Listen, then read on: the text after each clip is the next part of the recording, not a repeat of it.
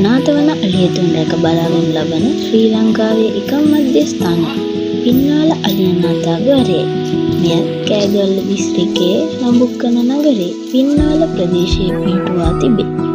අලියතුන් සම්බන්ධව කෞතුකාගාරයක්, ප්‍රදර්ශනාගාරයක් මෙන්ම සංරක්ෂණාගාරයක් ලෙස සුවිශේෂී වැදගත්කමක් දැරීම හේතු කොටගෙන පින්නාල අලියනාථාගාරය දේශීයව මෙන්ම විදේශීයව ඉමහත් ප්‍රසිද්ධියක් උසුලයි.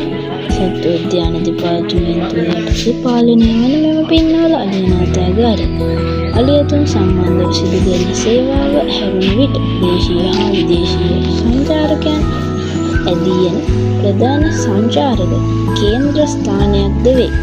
එම නිසා පින්නාල අලියනාථාගාරය ලංකාවට විදේශ විනිමය ලබා දෙන සංචාරක කේන්ද්‍ර ස්ථානයක් ලෙස වැදගත් තැනක් ගනී.